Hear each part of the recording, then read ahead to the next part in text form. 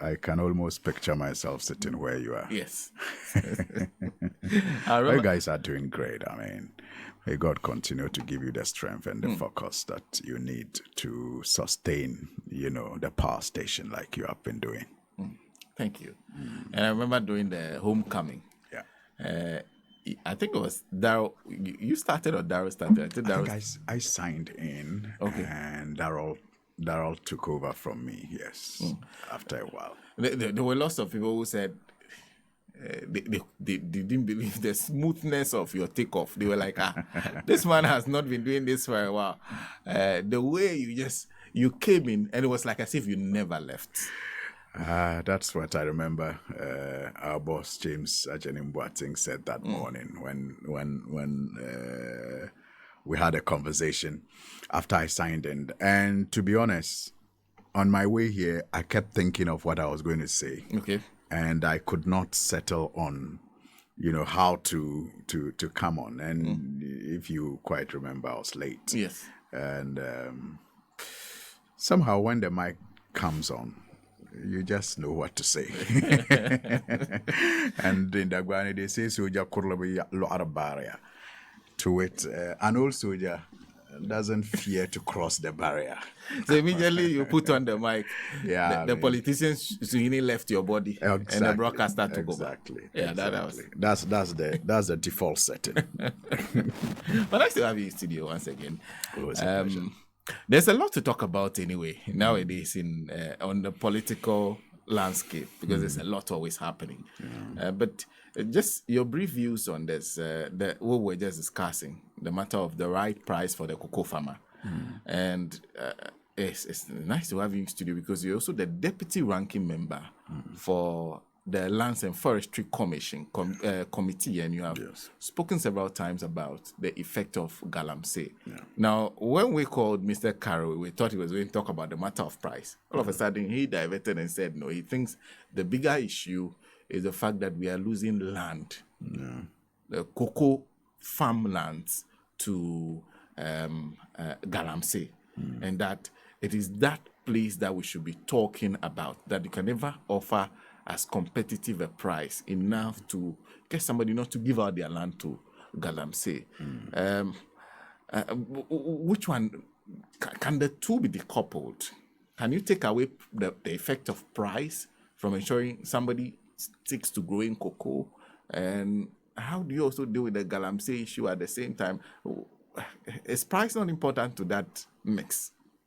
I enjoyed his submission. Except that I disagree with him when he makes one appear more important than the other. Okay. Because they are like Siamese twins. I mean, you walk and chew gum at the same time. It's important that someone investing in cocoa farming be assured or guaranteed of a reasonable, reward or payment. It is the only motivation for the person to want to continue farming and not to engage in any other business activity or income earning activity. It's the only motivation. The fact that he is assured or guaranteed of a price that is rewarding, even if not commensurate with the effort that he's putting in, but at least gives the assurance of a better life. So that is key. Pricing is key. But I also agree with him that the issue of galamsey and all the other threats that cocoa farming is faced with need to be addressed head on and tackled seriously. So I don't agree with him that one is more important than the other, but I agree with him that it is important to have a conversation that highlights all of these, factors that affect the production of cocoa in this country. That's why I have said, Senna, that apart from the many other problems that this government has created for all of us. One that touches me the most can be reduced to the 3 E's. Okay. Dr. Baumia likes to call it the 3 whammy, right? Okay. So let's call it the 3E whammy. Okay. The environmental degradation under this government, the educational decay that they have plunged this country into, and the economic destruction that they have created. These 3 are disruptive enough, but there are more. But I'm saying that of all the destruction they have created, you can sum the one that is of major concern to me personally in 3 E's. Okay. Look at our educational setup from basic level to tertiary level. And you cannot fail to notice the degradation, the decay, the disruption, the mess up that will take years to correct. Years to correct. And anybody in the educational sector, whether as a teacher, a school administrator, even a patron, cannot miss the disruption and the destruction that our educational system is faced with. Speak to the civil society organizations.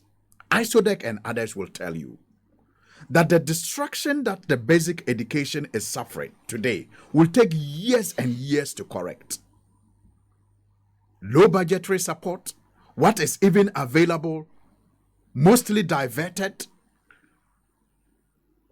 Funds for education used for grandiose and unnecessary projects that line people's pockets, all in the name of one policy, free senior high, which is not also even successful. So everything else in the educational sector has been replaced with the aim of implementing a free senior high school. Everything else is suffering. And yet, even the free senior high school is not being done right. So what have we to gain? Speak to school, administrators, teachers. You have wards in school, please. You know what you go through. Today, they are on this syllabus. The next day, they are changing their syllabus. There are no materials to even teach, the programs that are introduced. Teachers are called for a conference. They are taken through a certain training. Even before they implement it, they are told that they will be called for another training, which is different from the one that they had. You speak to teachers, and they are confused. You can open your phone lines. They do not know what they are doing. They just go to school, fill in the time, mark themselves present, and take their salary at the end of the month. But they are worried about their children. A complete destruction of our educational system. Tertiary schools. No conscious investment in expansion of, facilities that you will think should be a natural, action to contain the numbers that will come as a result of an implementation of a free senior high school. But nothing is happening because Get Fund is broke. And that's also part of the economic decay. Why? Because even future proceeds of Get Fund has been chopped, collateralized and chopped. Inflation has only come down to 40.1% this month, from over 50% in the previous months. I mean, anybody who has ever thought of doing an investment in the past is in pain today. Because, and the pain is worse, because you can understand when you have obligations to meet, financial obligations to meet, and you don't have money. But it is more painful when you have money that you can't access and you are being bitten by a dog, yet you have a club in your hand you can't use. Economic mess. Market women, shopkeepers, they wake up in the morning and they don't know whether to continue in bed or to make the expense of going to the shop where they will put on electricity and possibly AC without a guarantee that they can make sales that can even pay for the day's electricity or the fuel they use to get to work. I mean, there are shops. Economic decay. Our take-home salaries do not even take us a quarter of the journey this time, because prices of everything have gone out of control. Economic decay and the environment. That's where this conversation began from, with Galamsey. Explosions here and there.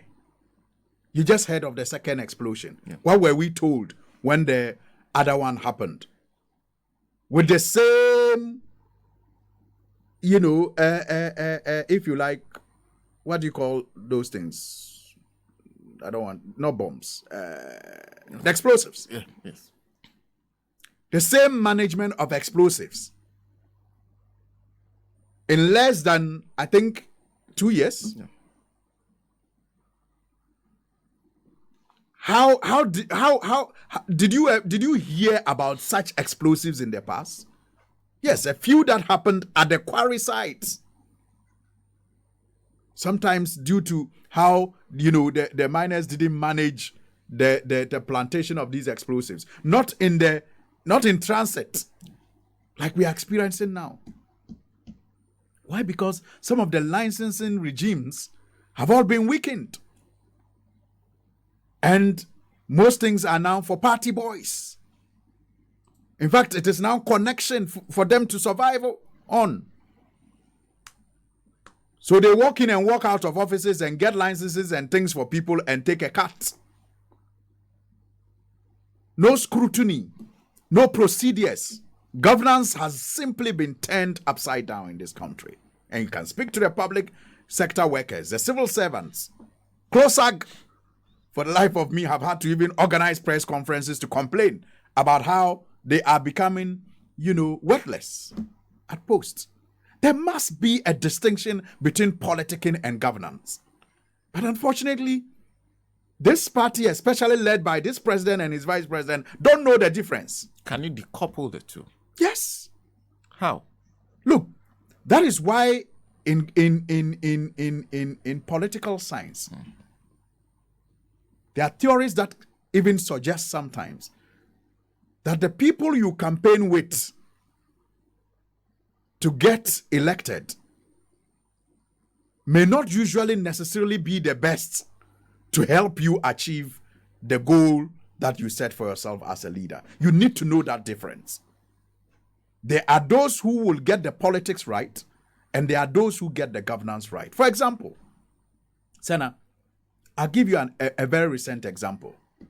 If you are somebody who is very mindful of good governance and the need to ensure proper separation of powers, you will not, as president, be invited to a Ghana Bar Association, and you will use that platform to to campaign for your party and against your opponent, you know that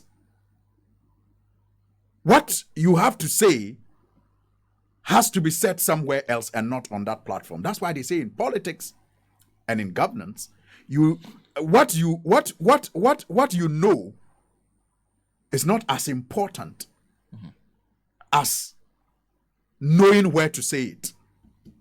What you know is not as important as knowing where to say it. Yes. You can know so much, but if you go and say it at the wrong place, it's meaningless. And I'm saying that the president doesn't know, he and his government, they don't know the difference between politics and governance. There's a thin line. I understand and I appreciate that. But the people who know the difference, like President Mahama does, will set up, as you were listening to Eric, Honorable Eric Poku, will set up a fund to support cocoa farmers and not climb a political platform to trumpet it because he's governing. That's what he's supposed to do. And another who doesn't know the difference will come and implement the fund and maybe use part of that money instead of investing it in the cocoa farmer, use part of that money to buy trumpets to blow his praises. Because he doesn't know the difference. And look, Sana, again, this cocoa thing reminds me of some of the things that this government inherited. Some of the things that this government inherited. When COVID hit, you know that there was was it a stabilization fund? Yeah. That was available for them to fall on before they even went to Bank of Ghana to overprint money or went to World Bank and others to get support. There was already something in the room left for them by their predecessor.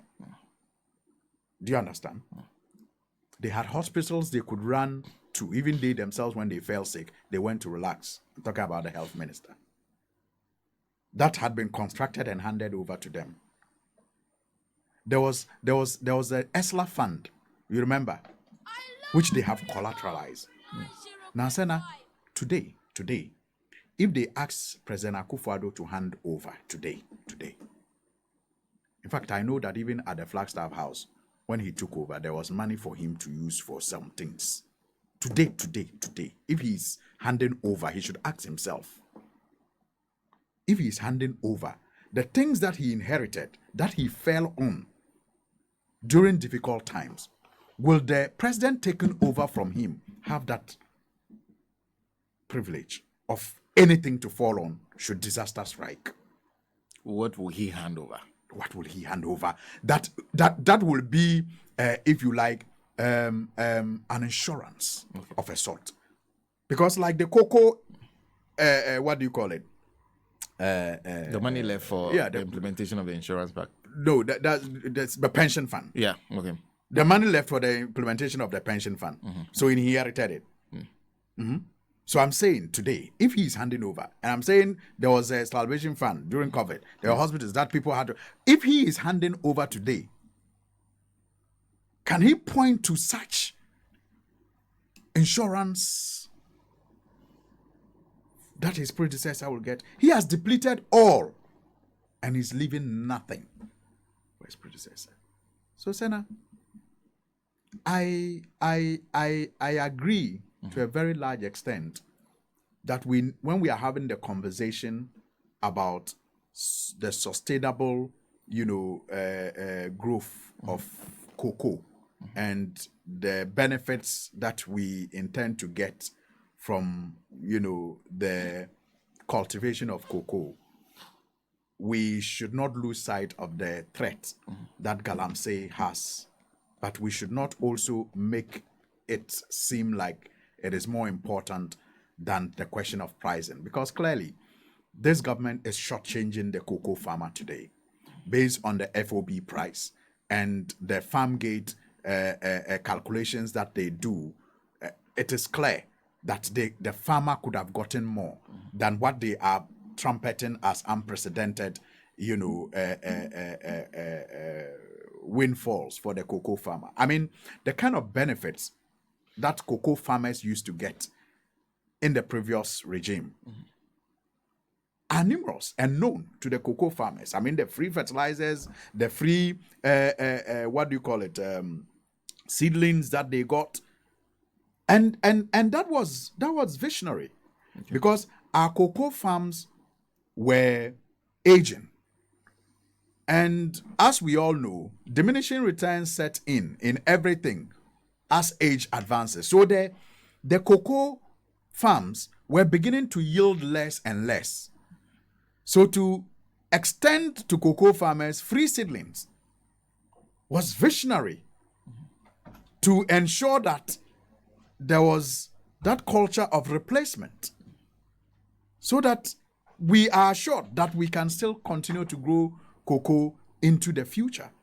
Gave them, President Kufuor, and I believe, started the free mass spraying, which was enhanced under the NDC Mahama government, and added on the free fertilizer and others. This government came, all of that gone. We saw some of the fertilizers even sold on the open market with the free emboss on it at some point. So for them, everything is just like they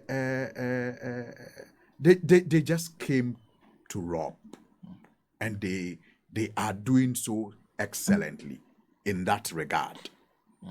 I mean, you want evidence? Visit Cecilia Dapa's home. Yeah, if you can't speak to the OSP, he'll tell you what is in there. So I mean, it is heartbreaking that we are at where we are today. I must commend Honorable Eric Opoku and Sami Jemfi for their foresight to have the engagement that they had yesterday with these cocoa farmers, and bringing home to them the reality of their situation. Because some of them, unfortunately, Sena, things that they are born into political parties. And so, I mean, they can't change. Even if, that political party in government is not serving their interests.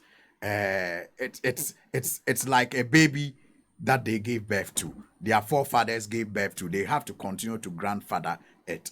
And that's why I think that is what President Akufo-Addo and his government, with his vice president and others, have realized. And so they are doing things without a toss. Okay. They don't care because they know that they will not suffer any repercussions. After all, perhaps the cocoa farmers will still vote for them because it's their party. I think they have to begin to do a very fair analysis of their conditions, their living conditions. I remember in 2000 the mantra was, my tree is still horrible. It hasn't improved. Forgive me, listeners. She was sitting. Is that it? Not to abapa. Yes, so watch your own living conditions. Nobody has to come and campaign to you. I mean, if your cocoa bag at the time that the NDC was in office, the money you got from it could buy you a bundle of zinc. Ask yourself today, what the government is trumpeting as unprecedented, can it buy you that same quantity of zinc? If it could buy you 3-4 bags of cement, ask yourself today, what they are trumpeting, can it buy you the same quantity of cement? And don't be shy to hold the one who is responsible. It's the government. It's not the way life is. No, it's the government. It's the decisions the government have taken that have caused that. On that matter, we'd have to take a break in 5 minutes. But before we get there, I wanted to also take your views. I don't know if you listened to the president recently talk about the fact that the ban he placed on Galamsey achieve results. In fact, he said there are visible results on the ground that can be spoken to. You've been on the Lands and Forestry Commission since you went to Parliament, I guess. Have you seen that results? Yesterday, I think, I was listening to you, and I don't remember who exactly said that the president tend to speak very good English, but doesn't comprehend, what he says. I have often said that I don't even think he speaks it; he reads it. He's like a parrot. He repeats what is written for him, and he doesn't even take his time to pretend to understand and act along what he says. I mean, I've given countless number of examples, and only recently I was abroad at a pub, and I met a Nigerian friend of mine, and in conversation, what he said when we started talking about Africa was that your president, he says all the right things, but he's clueless about how to do them. Why? A Nigerian friend says all the right things, but clueless about how to do them. And I said, perfect. That's what many of us can't seem to understand.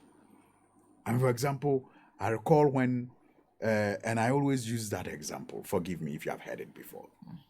He went to Tamale one time during Independence Day celebration, and he spoke eloquently about domestic tourism and the need for people to take holidays, go on leave, and tour the country and have an appreciation of the country. And just when he returned to Accra after the celebration, he issued a statement that he was going on leave. And guess where he went to? He went to where did they want to buy the consular and the one Samuel Okudzeto Ablakwa exposed? Yes, I've forgotten the name of it. Switzerland. I've forgotten the name. Yes, they just escaped me. Yeah, it just escaped me. He went there for his leave. That's where he chose to go after speaking eloquently that weekend about domestic tourism and the need for people to go on holidays and tour the country. And so you ask yourself, did he just read the speech without understanding what he was telling us to do? Or what? And there's several examples. So don't be surprised that the president will go again on a platform and talk about how his ban on galamsey has achieved so much results when we all know what the truth is. Even he himself, Senna, in 2021, I think, after the general elections, he admitted that the whole fight against galamsey has been a failure and that he was going to try again. Have you forgotten? Yes. He said that. So what has changed? That all of a sudden, he comes back to tell you that, Charlie, I have been a success with the fight against galamsey. Because the ban was, remember, in the first term, not the second term. And in the second term, he said that the first fight was a failure, so let's try again. And we know what the ban did. And I remember again pointing out that the MPP didn't lose seats in mining communities because of the effectiveness of the galamsey fight. But that's what they suggest. They lost in those areas because of the charade. The charade that the people could see through. I mean, if I am engaged in something illegal, and then you come and have a conversation with me, that you want to suspend it for a while, but you understand that it is a means of livelihood. So I should cooperate with you so you can fine-tune it and regularize it for me to continue to operate without the fear of being treated as someone engaging in an illegality again. And I cooperate with you for 2 years. And within that period that I am cooperating with you without acting illegally, I see that you bring police officers, you bring army officers, and your party chairman, some regional, some national, your party women organizers, some national, some regional, have concessions that these police and soldiers are protecting. And they are mining and showing off their gold and their wealth. What do you think I'll do to you when I have the opportunity to pass a judgment on you? It wasn't about the effectiveness of the suspension or the fight. It was about the charade. The people were pissed, angry that they were deceived, and they were protected or prevented from mining the way that they did. And a free pass was given party apparatchiks to do that. So he can kid himself all he likes. What we know is that, and the evidence is there to show, that it has become worse. Our water bodies have been more polluted than before. Our forest cover is depleted at a faster rate than before. In fact,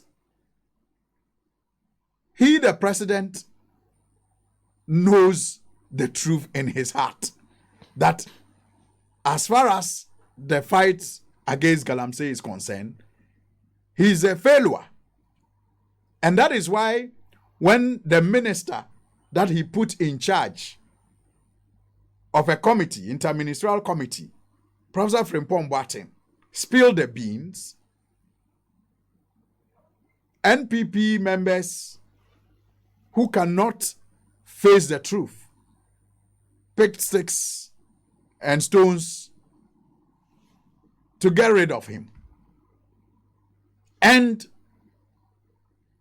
in his expose, he told us that the things that we found scandalous at the time that we had them had been presented to the president a year or so before we had them, and the president did nothing. He gave the president names, gave the president instances, and the president did nothing because he has never really been committed to the fight against Galamsey. After all, Party Yasika. Even in his office, when Anas took the risk of exposing Charles Bisui in his office, the president's office, he looked the other way around. He looked the other way. He did nothing to the gentleman. So when you hear him read those speeches and he does it so beautifully, just consider him a poet on stage performing, reciting poetry that he didn't write, and basically is not committed to, but hopes that it will be entertaining enough to his audience. Well, I still have in studio, and he'll be here till 10 a.m. Honorable Alhassan Suhuyini, who is member of parliament for Tamale North, celebrated his birthday about 2 days ago. So 2 days after his birthday, he's in studio here at Radio Gold. This is his home, so not so much to say. In fact, he will be organizing a party before he leaves. We'll take a break. We'll be back. When we come back, I thought you'll be doing one for me. Yeah. Well, when we come back, I'll play to him something that was said by Madam Mensah recently about parliament. And then I'll also take his views on how the limited voter registration exercise is being organized. I'm saying that this was a woman who, during her days at the IEA, constantly represented views and projected those views that were constantly at variance with the views proposed and propounded and propagated by the NDC. Constantly. And I've made the point to you, Senna, that the IEA as an institution, the NDC dealt with and had common grounds in some aspects. So the problem was her? But constantly when it came to views and positions espoused by her, the NDC constantly disagreed with her. Or when it came to views espoused by the NDC, she constantly disagreed with the NDC. I was a reporter and I followed and covered these things. Any reporter who, worked in those days will confirm what I'm saying. So if the president found her suitable to become a referee in a game that will constantly, at least for now in this generation, involve the NPP and the NDC, you should know that if she is continuing in her disagreement with the NDC, is according to the script. That's why I don't blame her. So it's consistent for you that she's constantly at loggerheads with your party. I commend her for that consistency. And consistency that doesn't work in your favor. I love people who are consistent. If you are consistent, you can be forgiven to be perhaps convinced about the rightness of your wrong ways, if that makes sense to you. I mean, sometimes some people can genuinely be wrong, but also genuinely convinced that they are right. And they are not just being mischievous. So I like that consistency. So you know to deal with such people, Senna. It is easier to deal with consistent people. Okay. You understand? You know that, okay, this person is consistent. So he's going to, if I say A, he's going to say B. So if I don't want her to say B, I don't say A. That's why I'm saying I admire her consistency. So for me, I don't blame her. She's just doing what the appointing authority wanted her to do. So I blame the president and his advisors, his government in general. But I just want to assure her, Sana, as she has said, what were the words used? She said they intend to maintain the CI in that CI as it is. The assurance I'm giving her is that the NDC minority group, as currently constituted, led by Honorable Atoforson, Bua and our Chief Whip, Kwame Agbodza, will also maintain the opposition and will do anything, even at the peril of our lives. Why does he have oppose that? Why does he have to be the minority? Because this was a consensus position of parliament. Does that mean that you no longer believe that your colleagues will go with you? I can speak for the NDC group at most times. Okay. Because that is the caucus I belong to. I cannot vouch for the future decisions of the NPP caucus. But I can vouch for the future decisions as far as the CI is concerned when it comes to my caucus. We will assure her that our opposition is guaranteed. The insistence is the guarantor system should be in there. You see, And that is where perhaps she has always made herself an opposition to the NDC. She doesn't even make the effort, in my view, to listen to the NDC and credit it with any rational, decision. She thinks that, for some people, their opponents, especially political opponents, and I believe she considers herself an opponent to the NDC, are up to no good, never, intending any good. That is why her deputy once said that the NDC was the biggest problem in our democracy. You remember? Yeah. So with that kind of thinking, you don't even listen to them to understand. You are waiting to dismiss whatever they say, because you don't even have the patience. Because what has the NDC always said? In fact, that law that she made reference to, the NIA law,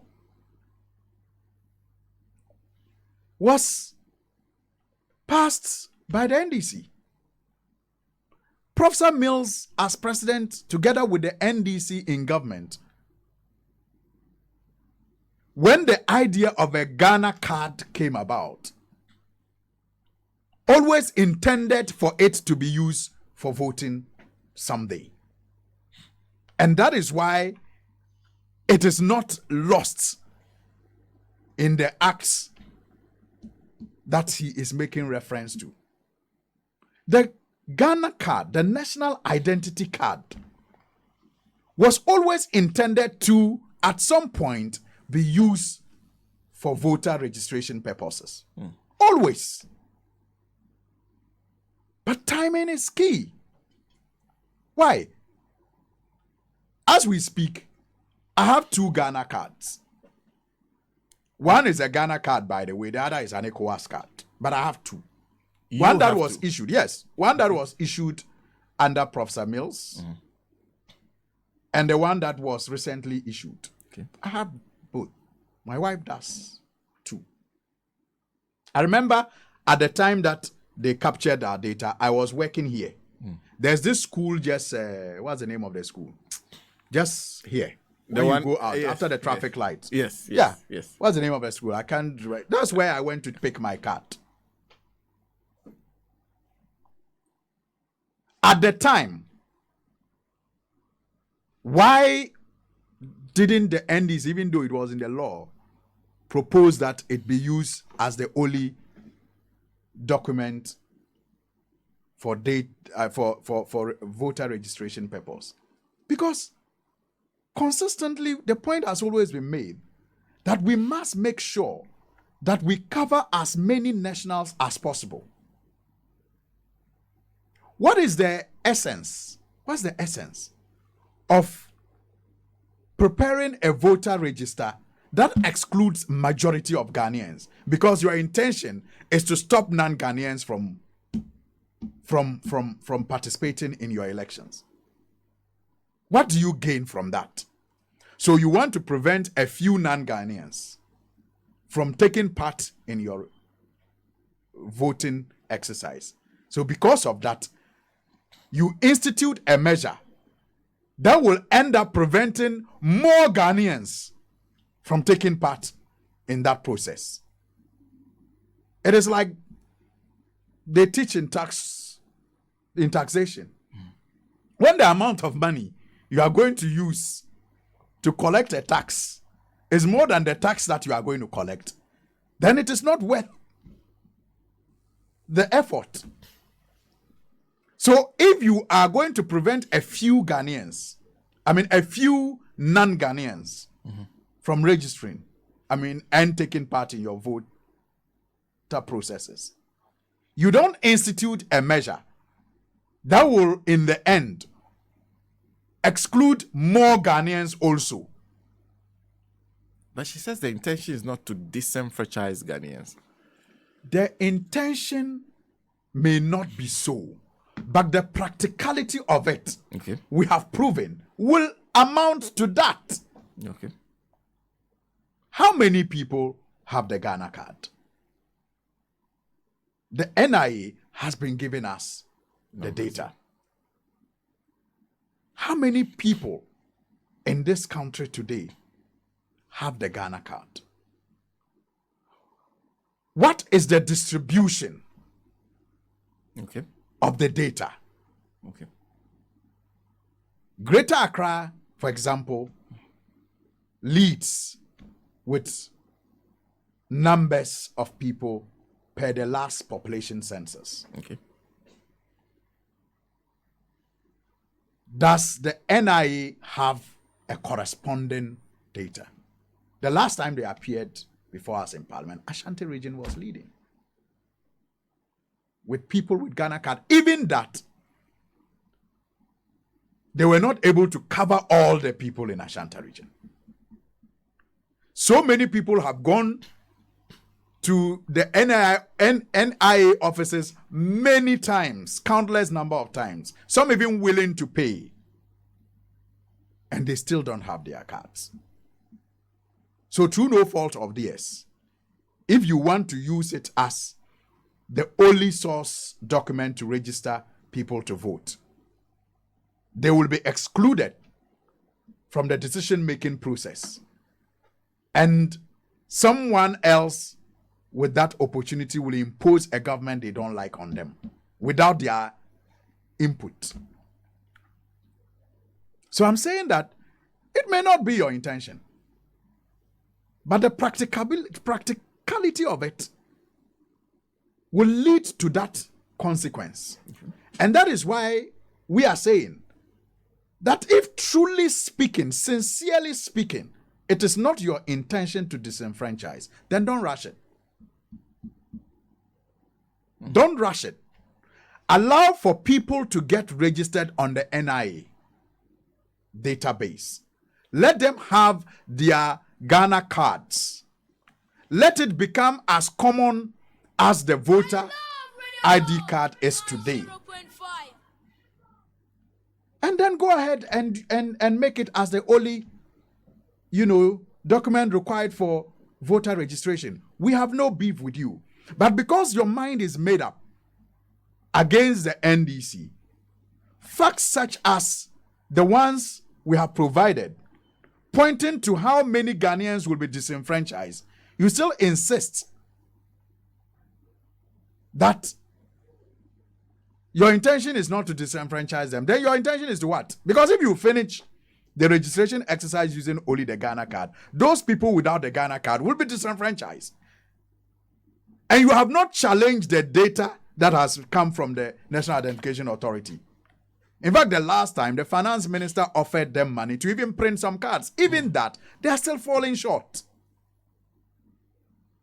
So, I can, on behalf of our caucus, also assure her, as things stand now, I can say, not only on behalf of our caucus, but on behalf of the 275 MPs,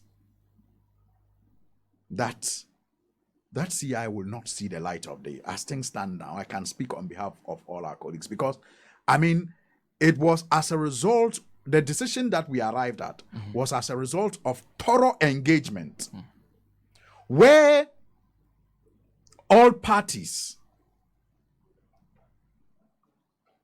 lowered their political antennas, if you like, interest, and put the national interest above everything else. Because you see, maybe she forgets that we are the people's representatives. The people vote for us to represent them. And so we have daily interactions, whether we are in our constituencies or not, with our constituents. What she forgets is that we visit our communities more than she does, more than she and her officers do. We roam our communities and they speak to us about their challenges.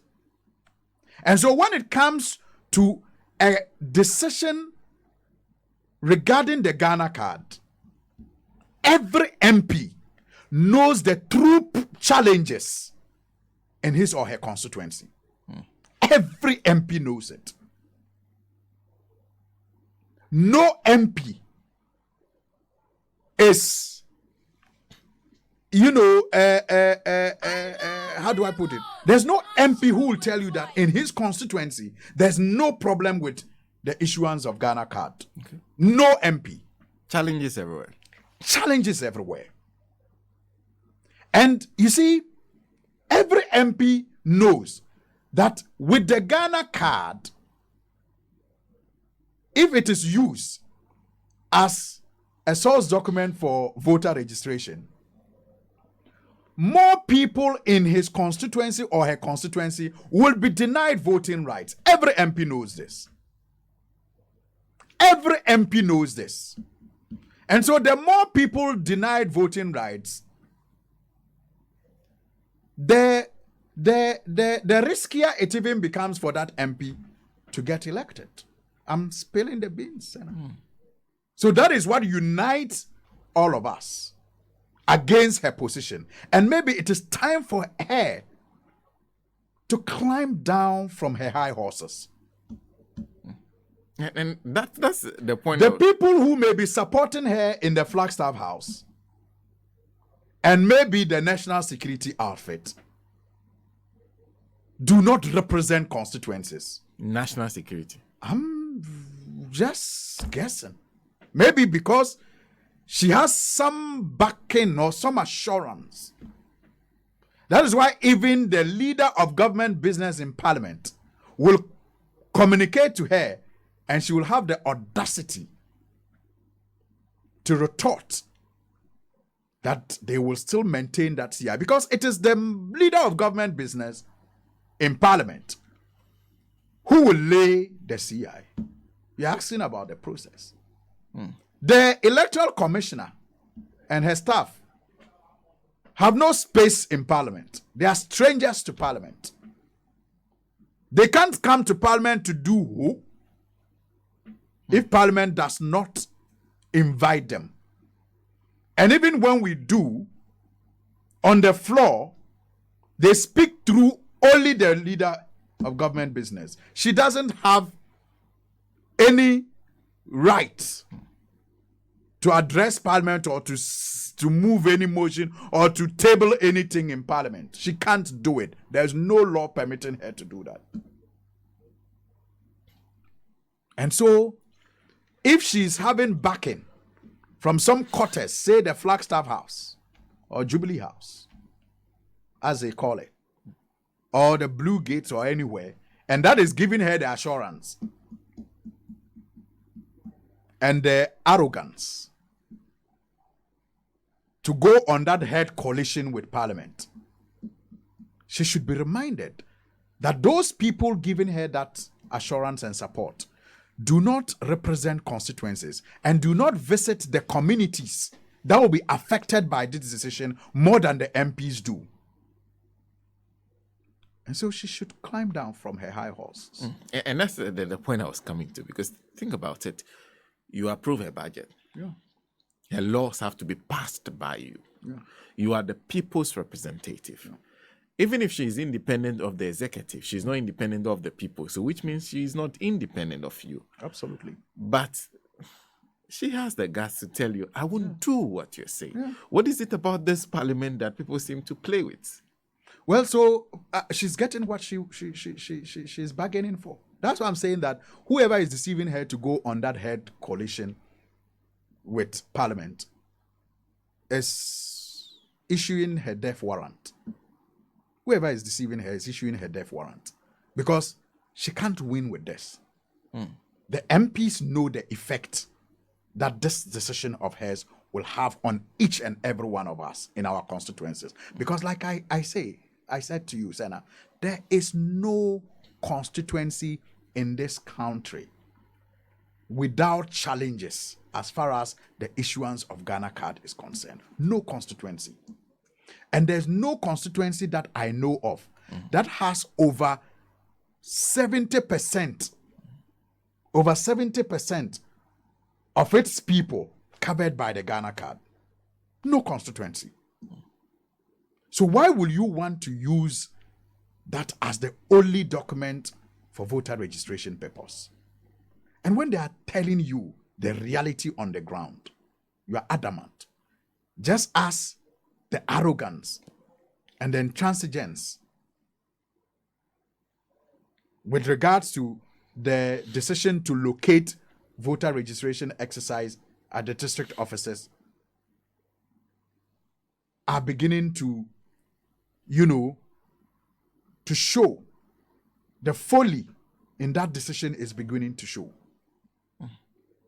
Look at what happened, for example, on the first day of the exercise. It rained across the country. And yesterday I heard you passionate about the audacity, the guts that she had in those days at IEA to challenge Afarijan. Afarijan would have never opened limited voter registration exercise in the rainy season because he knew the dynamics in this country. And even if he did, he would have created more polling stations. Because as we speak, Senna, as we speak, is the North still in the raining season? The whole country is in the rainy season now. Okay. In fact, the Bagley Dam will be spilled, or it has been spilled.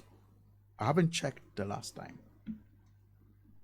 And so many communities are cut off from their regional capitals or district capitals. Many communities, as we speak.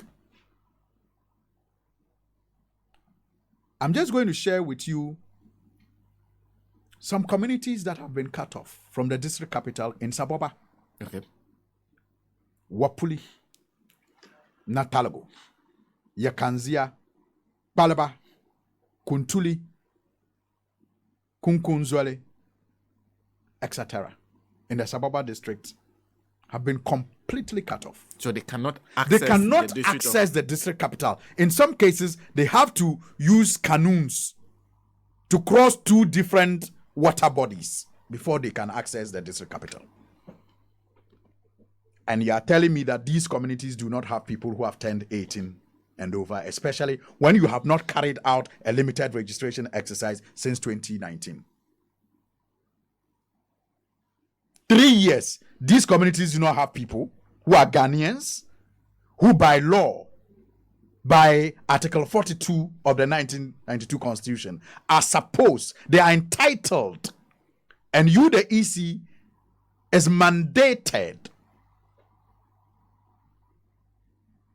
and you refuse advice, and you say it must be the district office. And by that decision, you are disenfranchising these people. And you say that your intention is not to disenfranchise.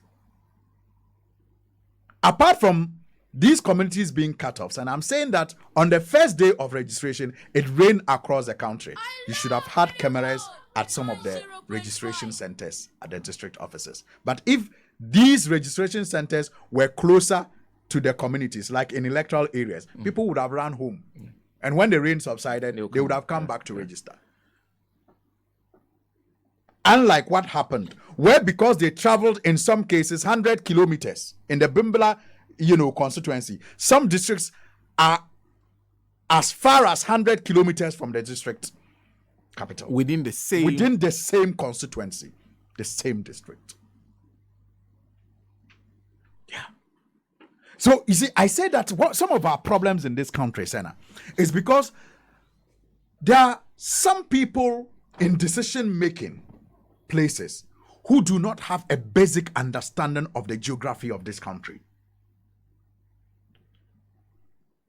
The places they are familiar with more are Kumasi, Cape Coast, Accra, and maybe Ho. And so when they are making decisions, their decisions are largely influenced by that myopic geographical knowledge. But there's institutional memory at the Electoral Commission. With that kind of stubbornness, you think she's going to learn from the memory that the institution has and the experiences it has accumulated over the years. She will not. She thinks she's the best thing that has ever happened to the IEA, to the Electoral Commission, because of her, previous workings with the IEA. And somehow, she doesn't even recognize the contradictions. 0.5. I recall how in 2020, she could not be bothered when she was reminded, using her own words, that it is wrong to compile voter register in an election year. She did that. So this whole exercise is just a reflection of her lack of appreciation of how the voter or electoral system should operate in this country. Apart from her insistence on the use of the Ghana card, the decision to limit the registration to the district offices is yet another example of a lack of understanding of how the electoral system is supposed to operate in this country. And again, doing this exercise in the rainy season and limiting the access the way she has just shows you the level of ignorance.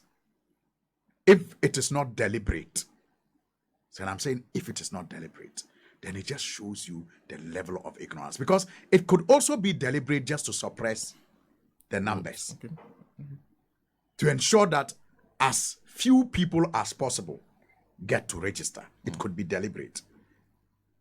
Because that there is an aspect of gerrymandering when it comes to, massaging electoral figures in favor of especially an incumbent. Voter suppression is key. And those who have studied, political science and other, related courses know what I'm talking about. The more difficult you make registration exercise, the less privilege in society are affected. Meanwhile, there's a higher tendency that the less privilege in society most likely will vote against an incumbent. That's political theory.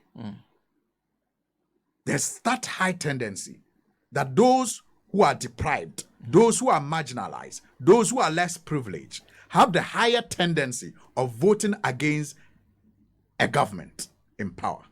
And it is the less privileged that will lose out in the situation. It is the less privileged that will lose out when you make accessibility as difficult as she has made it. Because you see, if I have to travel 50 kilometers, 100 kilometers in some cases to the district office to register, I already don't have the means. So I won't go. Even though I'm angry with the decisions of the government that has put me in that situation, I won't go. Those who have done voter profiling, including even, I don't know whether your colleague Raymond Acha, among several other political science things you speak to, are always of the opinion that those less privileged in the rural areas usually tend to vote NDC. That the plan is that if we can take them out of the basket, it will affect the NDC more than it affects the MPP. That it is your party that stands to lose. Your party's approach is that you're prepared for whatever she throws at you. Is that not, and forgive my whatever the word I'm going to use, foolhardy sort of, that instead of opposing and ensuring that she does the right thing, you are just ready to take it, whatever she throws at you. How would you do that?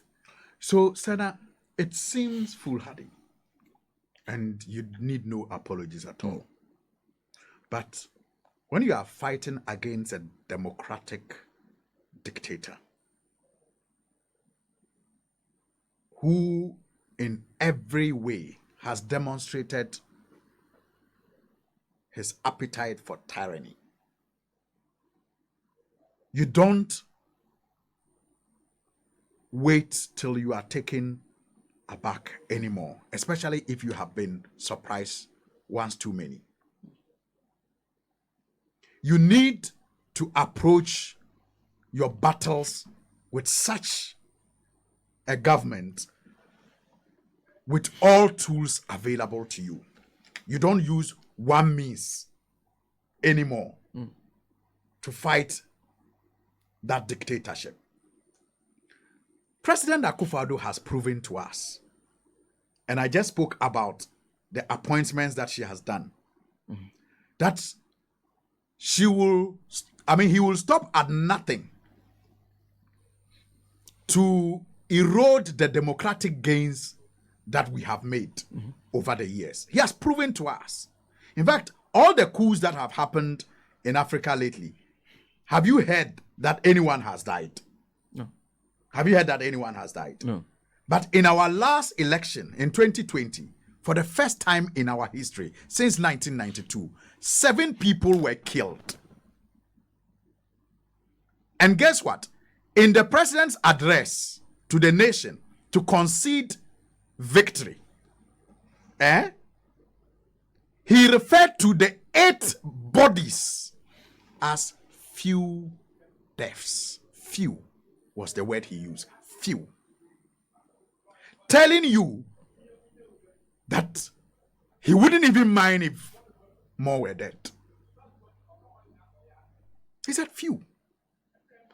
Coups that have happened, I ask again, has anyone lost their life yet in any of those coups? No. So how do we lose lives in a democratic exercise of choosing our leaders? So he has proven to us that he's a democratic dictator. He's ready to turn all the governance institutions upside down. Through his appointments, through his actions, through his utterances. The judiciary is, collaborating. Otherwise, why will you have a by-election? And the judge will say that a candidate in the by-election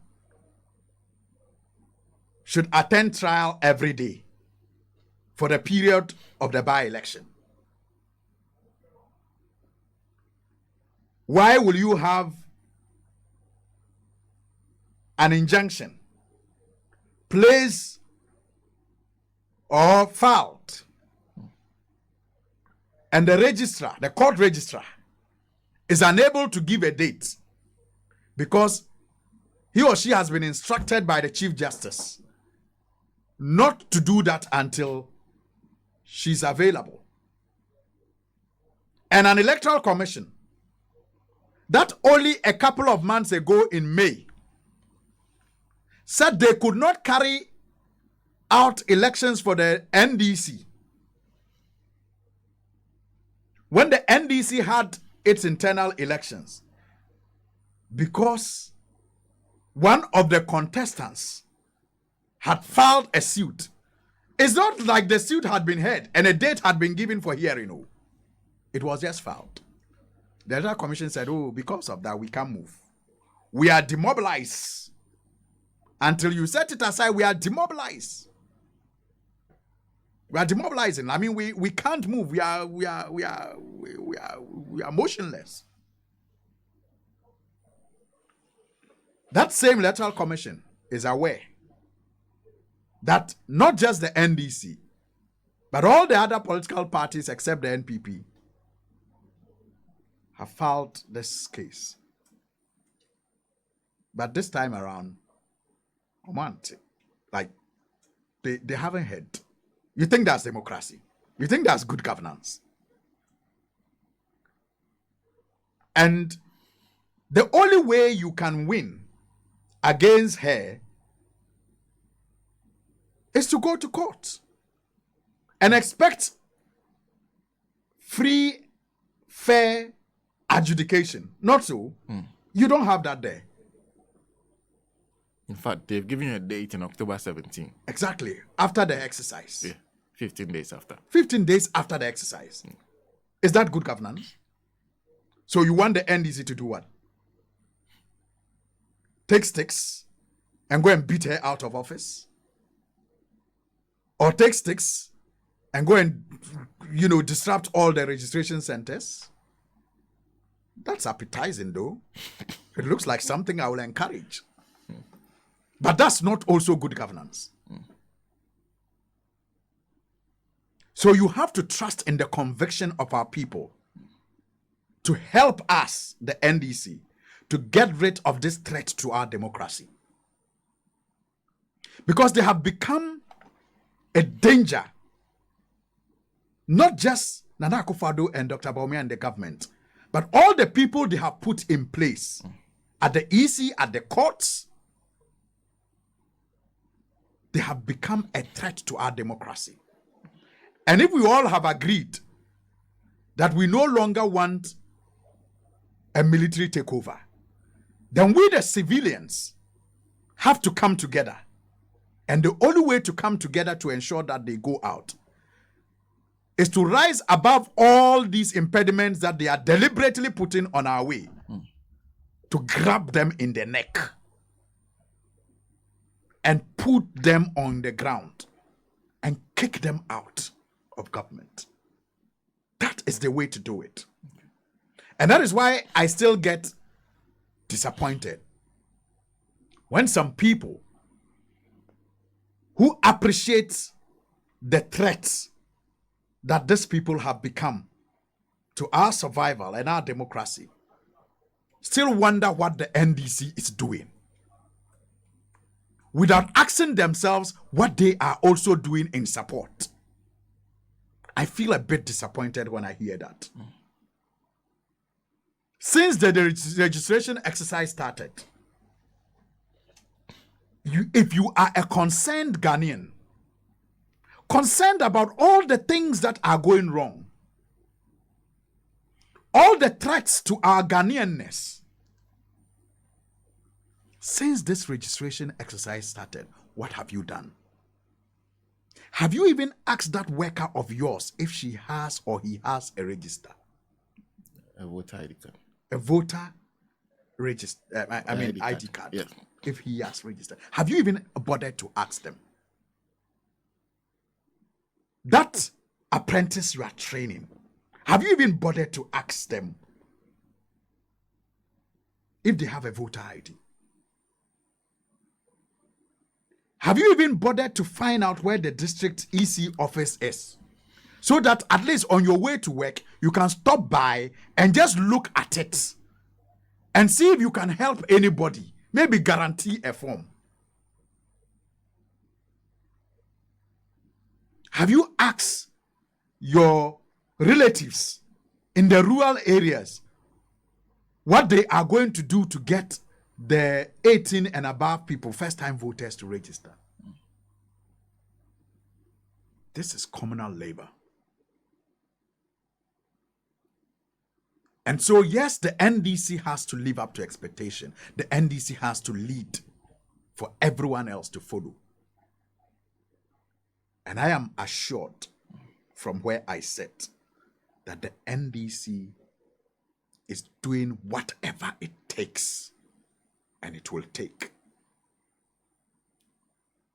to get rid of this danger called the New Patriotic Party, led by Nana Akufo-Addo and Dr. Bawumia, aimed simply at eroding all the gains that our democracy has brought us since 1992. Let's all get on board. Well, Honorable Suhuyini, we have to wrap up shortly, but let me remind you that your comments and calls are probably sponsored by Awake Purified Drinking Water. Awake Purified Drinking Water is a product of Casa Preco Company Limited and Betika. Betika says I should tell you that seasonal seti. Get 50% free bet on Mondays and Thursdays when you bet with Betika. If you're new, Betika is also giving you a whopping 175% Aquaba bonus to bet on your favorite teams or play your favorite virtual and casino games when you register. Go to betika.com or dial *263# on your YAM phone to register and play. Terms and conditions apply. That's coming from Betika. And for you, they are Betika and Awake Purified Drinking Water are the sponsors of your comments and calls. In fact, talking about comments and calls, there's one thing that keeps coming up. And let me see if I can find one that was sent to me personally. Okay, so this is, you know him, Sedu Kwebu. Yes. He says, Sana, ask Honorable whether... interested in my wife. Interested in your wife? Yeah, he's been interested in her since her childhood, and as I overtook him. You will understand. He said, ask Honorable whether indeed the EC is creating 25 new constituencies. And if so, how will the NDC and the minority handle it? Have you heard anything of sort? We heard that some time ago, but what I'll say is that on record, there's nothing before you. We have exacted assurances Okay. On record from ministers that should be spearheading this. Okay. Denials. We have exacted denials from ministers and government appointees that should be, including even the Electoral Commission itself. Okay. On record. Okay. Yeah. So what we know is denials. that they are telling you there's no plan to Okay. do such a thing. What we know for now is the Sal constituency that we know of, and we are preparing to add to our number of seats. So at this point, what you know of is the creation of the Guan. I think they are calling it the Guan constituency. Aside that, no. Aside that. But what do you make of the idea of new constituencies being created? Because people still feel that for a country the size of Ghana, 275 even sounds. I agree with you. Too much. I agree with you. I think that some. You see, it's a dicey thing. Sometimes I think that we are dismantling all the blocks that President Nkrumah used to build the country called Ghana by some of these very populist and political decisions that we take. I mean, that's why it is important that we are careful about the kind of people we put in leadership positions. You see, leadership is not a walk in the park. I mean, I know that both political parties, NDC and PP in power, have created constituencies. But I always think that it takes a lot of resilience to resist certain calls for the, if you like, promotion of the segregation that exists between us. Our country has always been known as, a beautiful one, despite our various differences on the basis of tribe, religion. But Nkrumah was able to knit us all together as one unit. But with these decisions, gradually, we seem to be taking out the thread that was used to sew us together bits by bits. And I get worried. I mean, sometimes the basis upon which people make these demands for creation of a region, creation of a constituency, creation of a district are just so sentimental that the more we keep giving into it, the higher the chances of us not having the project called Ghana some time to come. So I agree with those who think that even 275 constituencies seem a little too large for a country. Yes, for a country called Ghana, and it's apart from the costs to maintain these seas. I don't really see the benefits apart from the sentimental reasons. That some of these creations and separations really do for us. We need to ensure that we deepen local governance. That's my view. I mean, we have to ensure that we strengthen that concept of local government, where the local people work together to determine what is important for them and to put the resources that come to them in those areas that are commonly important to them. And then the central government has to also, develop a scheme of tackling development in an unbiased way, so that people are assured that they will get the development that they so desire at the time that perhaps they are required to have it. If there is that formula where people can track that roads will be done, in a certain format, people can track. Okay. And then where there are biases, where there are, favoritism, it can be corrected. It can be checked. Okay. And so if you are dualizing the Accra Kumasi, road, I should know when the Accra, say, Cape Coast, Accra Ho, Accra where roads will also be dualized. Okay. You understand? So there is that kind of assurance that we do not have to put ourselves in this little group, either ethnic or religious base, before we can attract development. Honorable, thank you. We have to leave it here. This is Frank Goka, who says I should extend his condolences to you. Thank you. And a belated happy birthday. So condolences, by the way, once again. I know. Are you past the mourning period? I know it's multiple.